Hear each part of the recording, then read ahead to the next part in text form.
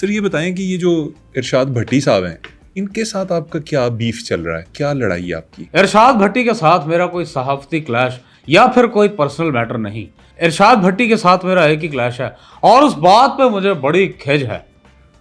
खिज किस बात पे कि उनका जो बैकग्राउंड है वो सहाफत से नहीं है? नहीं नहीं खान साहब, मेरा इरशाद भट्टी से रकाबत का रिश्ता है। रकाबत का?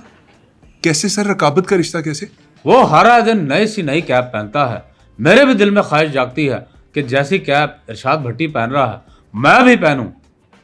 तो सर आप पहने, आपको किसने मना किया है? और नहीं खान साहब, जो कैप मुझे पसंद आती है अगले दिन इरशाद भट्टी वो खरीद के पहन लेता है। तो सर आप पहले क्यों नहीं खरीद लेते? वो जब आपको पसंद आती है आप खरीद लिया करें। मैं कैप खरीदते हुए अपना देसी टोटका अपनाता हूँ। मैं कैप वाले के पास जाता हूँ, उससे भाव पूछता हूँ, वो रेट बताता है, मिसाल के तौर पे 500। मैं कहता हूँ नहीं, ये सौदा वारा नहीं खा रहा, बहुत महंगी है, और मैं चल पड़ता हूँ। और दिल ही दिल में मैं सोचता हूँ ये अभी पीछे से आवाज़ देगा, अभी पीछे से आवाज़ देगा, लेकिन वो आवाज़ नहीं देता।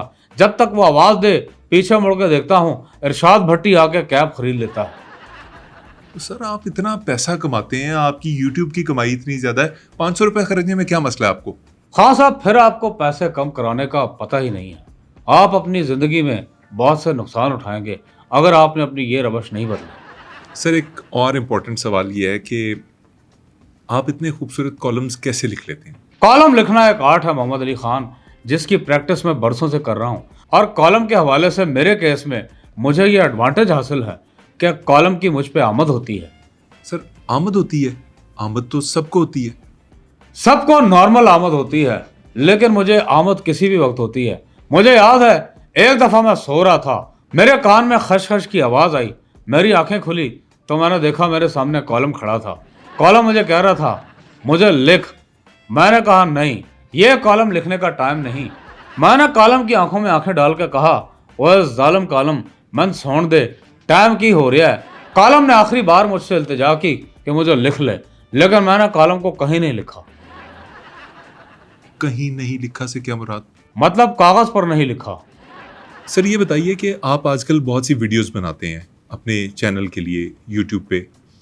कभी कभी वो वीडियोस बहुत इन्फॉर्मेटिव होती हैं, लेकिन कभी कभी वो ऐसी वीडियोस होती हैं जिनसे मुआशरे के अंदर एक परेशानी फैल जाती है। जैसे आपने पिछले दिनों एक वीडियो बनाई जो बहुत वायरल हुई कि पाकिस्तान के अंदर बिजली का सबसे ज़्यादा नुकसान मोबाइल के चार्जर्स कर रहे हैं। सर ये कैसी बात थी, ये कैसी तहकीक थी आपकी? हाँ साहब, आपकी बात दुरुस्त है, मुझे पहले तहकीक कर लेनी चाहिए थी, लेकिन मैंने ये बात हवाओं में नहीं कही। हवाओं में नहीं कही से क्या मुराद है? आपने ये बात पहले सुनी हुई थी?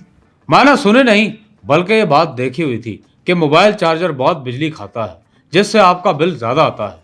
कहाँ देखी थी आपने ये बात? अभी कुछ ही अरसा पहले मैं अहराम मिस्र देखने गया, और आपको पता है अहराम मिस्र पे जो कदीमी मिस्री हरूफ तहजी है वो कैसी होती थी?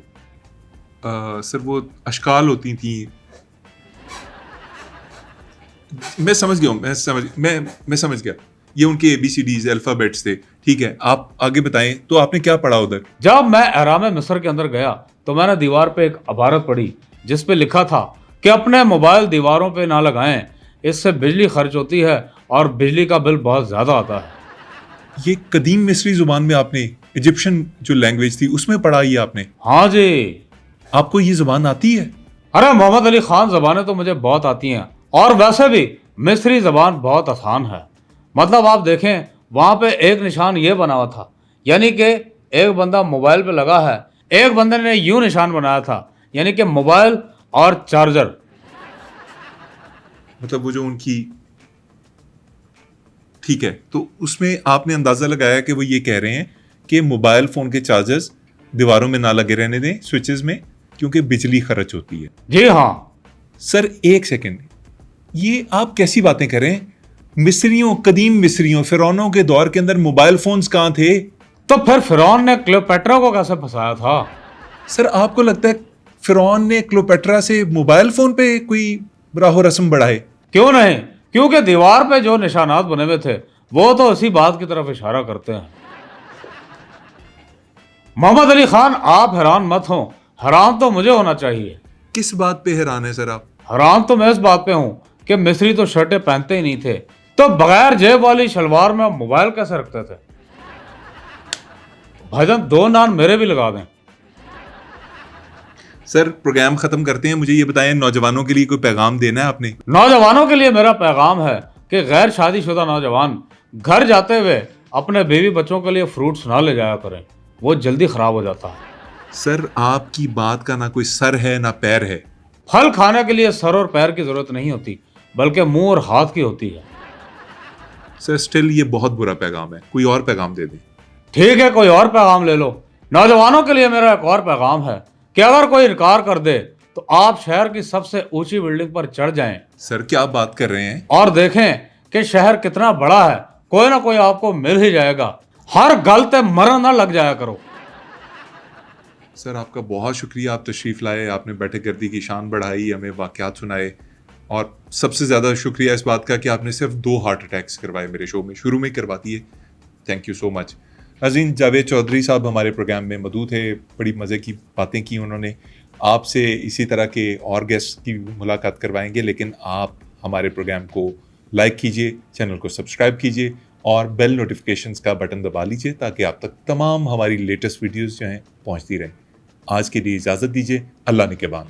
मोहम्मद अली खान, बहुत शुक्रिया, आपके साथ शो करके बहुत मज़ा आया।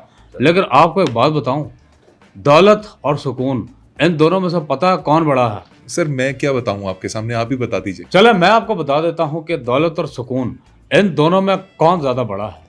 मेरी दुबई में एक अरबपति से मुलाकात हुई और लंदन में एक रिटायर्ड टीचर से मुलाकात हुई। जो दुबई में अरबपति शख्स था वो नींद की गोलियां खाता था, और जो लंदन में रिटायर्ड टीचर था वो 8 बजे सो जाया करता था। सर सुकून की वजह से, क्योंकि उसे सुकून था कि 8 बजे सो जाता? नहीं, वो रिटायर्ड टीचर नशा करता था। तो मेरे हिसाब से दौलत बड़ी चीज होती है, उसको कभी हाथ से जाने ना दें। और जिसने दौलत की कदर नहीं की, कदर उसकी दौलत भी नहीं करती। सर ये बताएं कि ये जो इरशाद भट्टी साहब हैं, इनके साथ आपका क्या बीफ चल रहा है, क्या लड़ाई है आपकी? इरशाद भट्टी के साथ मेरा कोई सहाफती क्लैश या फिर कोई पर्सनल मैटर नहीं। इरशाद भट्टी के साथ मेरा एक ही क्लैश है, और उस बात पे मुझे बड़ी खिज है। खिज किस बात पे कि उनका जो बैकग्राउंड है वो सहाफत से नहीं है? नहीं नहीं खान साहब, मेरा इरशाद भट्टी से रकाबत का रिश्ता है। रकाबत का? कैसे सर, रकाबत का रिश्ता कैसे? वो हर दिन नई सी नई कैप पहनता है। मेरे भी दिल में ख्वाहिश जागती है कि जैसी कैप इरशाद भट्टी पहन रहा है मैं भी पहनूं।